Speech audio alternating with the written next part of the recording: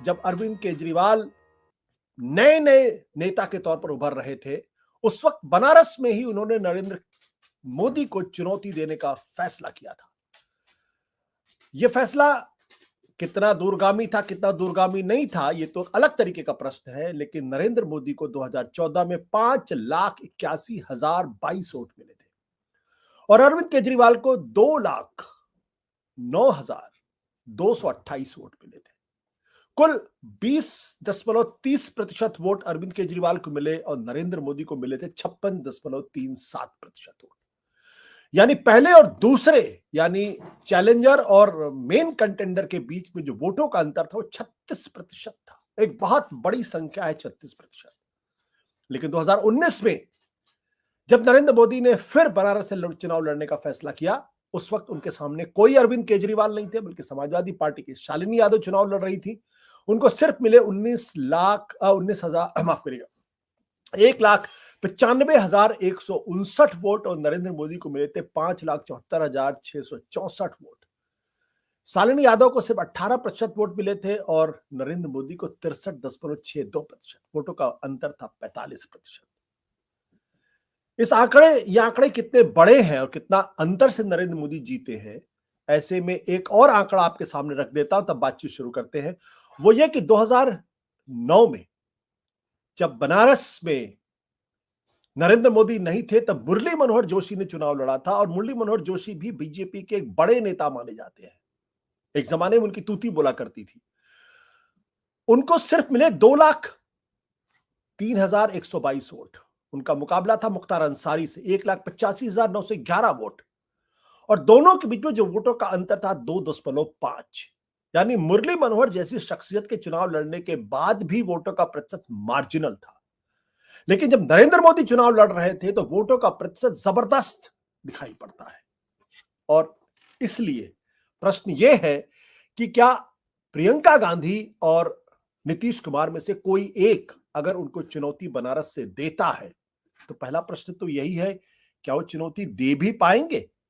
क्योंकि जहां जीतने वाले और हारने वाले के बीच में वोटों का प्रतिशत 36% हो, 45% हो, वहां कितनी लड़ाई हो सकती है, ये देखने वाली बात है।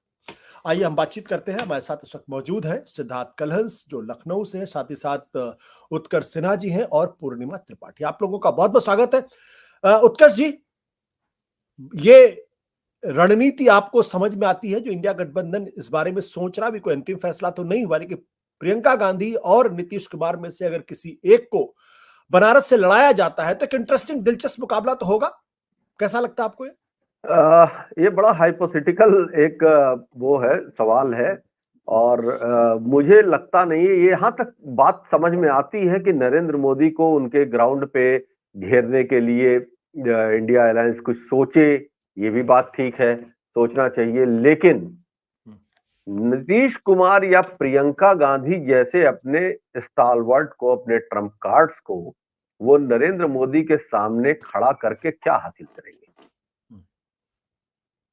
भाई, जो साल दर साल आपने 3 चुनाव के आंकड़े दिखाए, तो ठीक है, मुरली मनोहर जोशी का चुनाव जब तक था तब तक कहानी बिल्कुल अलग थी और जैसे ही नरेंद्र मोदी परिदृश्य में आते हैं वैसे पूरी भारतीय राजनीति की दशा, दिशा और तौर तरीका तक बदल जाता है।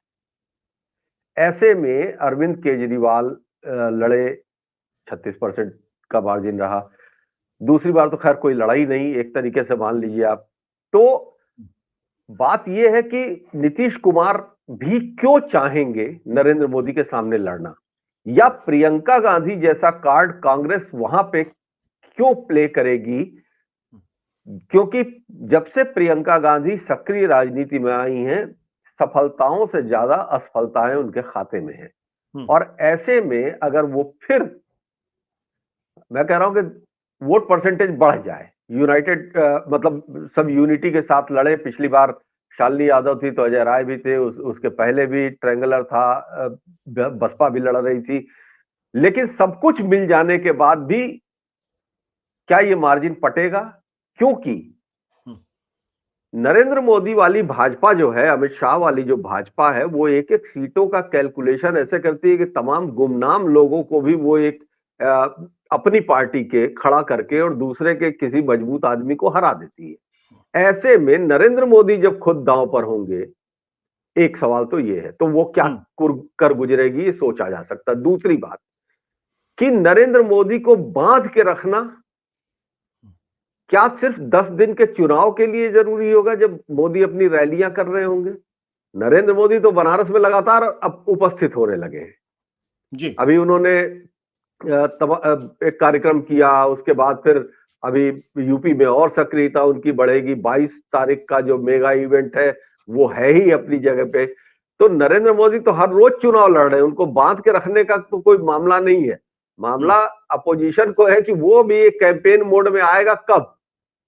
नरेंद्र मोदी तो कैंपेन मोड में चल रहे हैं, चलते रहेंगे, तो वो रणनीति का भी सवाल नहीं है। मुझे लगता है कि अपोजिशन को अगर गंभीरता से अपनी सीटें बढ़ाने की जरूरत है तो अपने पड़े ट्रम्प कार्ड्स को, जैसे नीतीश कुमार के बारे में चर्चा हो रही थी कि वो फूलपुर से उन्होंने अपने एक करीबी मंत्री को भी भेज रखा था, श्रवण कुमार को, 1-1.5 महीना वो टहले, घूमे, फीडबैक लेके गए।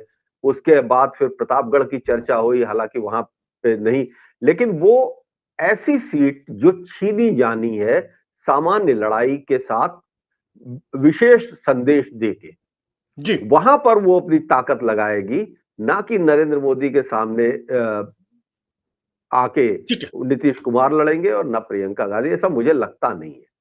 सत्य हिंदी का ऐप डाउनलोड करें गूगल प्ले स्टोर पर।